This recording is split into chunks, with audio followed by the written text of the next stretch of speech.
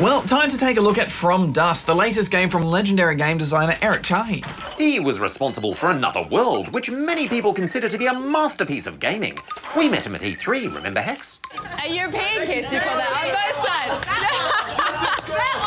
It's a trap. That was a great moment, wasn't it, Darren? Magnifique. From Dust is part puzzle solver, part world builder. You play as a god responsible for protecting an ancient tribe on their journey through various different landscapes.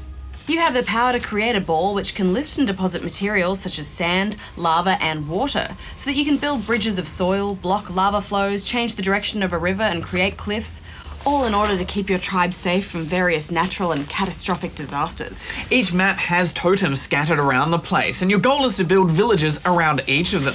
When you've done this, a portal opens and you can move your tribe to the next land. Each village you do manage to establish opens up a new ability, like gellify water or put out fire.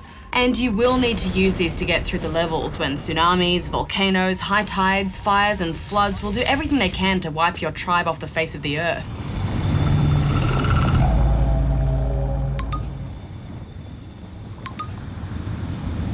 It's a pretty hard game, isn't it? Yeah, it is, and I think that's part of it. When I had to replay one of the early levels 5 times just to get through it, I was starting to think I might have to get Darren to laser me. Oh, happy to oblige. Oh, hang on a sec, Darren. This game is hard on purpose. I think you have to replay levels time and time again until you figure out the best way to manipulate the land and use the totem abilities to get through it. Yeah, I remember that land with all the springs. I didn't block them up fast enough the first few times, and pretty soon my land was flooded and there was no way I could establish a way for my villagers to get to the portal.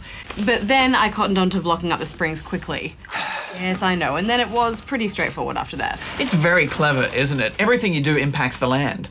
Once I'd accepted that I'd probably be replaying the levels, I started to enjoy wielding my godlike ball and seeing how much my action could completely change the landscape. And it is a very beautiful game. Apparently they took inspiration from places like Polynesia and the Sahara. Yeah, I thought the water effects were amazing. As you progress, you'll unlock challenge mode maps as well as artifacts that will give you information about the ancients' environment, like animals and vegetation. But to be honest, Barjo, I didn't spend that much time reading them. Nor did I. Now, I know my tribe are an ancient people, but I just wish they had a bit more motivation. I know what you mean. You spend all this time laying out the land and creating a nice safe path for them. You hit someone and off they trot. But sometimes, they just stop short, even though it's really obvious which direction they're supposed to be going in. I found dropping a ball of sand on their head got them moving. I mean, I wish they were a bit quicker too. Look, that's a lovely bridge I've made for you. Now hurry along. Never mind that river. I was expecting a relaxing zen-like world builder with From Dust, but it's not at all, is it? No, it isn't. And those drums only add to the tension.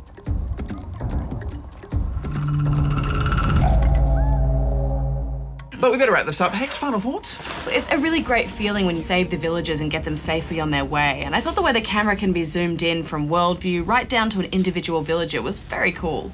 I also found myself thinking about this game when I wasn't playing it, and that's always a good sign. I'm giving From Dust 8 out of 10 rubber chickens. I wish there could have been a sandbox mode where I could create my own utopia for my villagers, free from all the horrifying natural disasters. I also thought the challenge mode was a little bit tacked on. Even so, I had a great time. I'm giving it 7.5 out of 10 rubber chickens. Those tribes people could have used some of Sonic's speediness. And having their vuvuzalas confiscated. Can you do a Vuvuzela impression, Darren? Negative.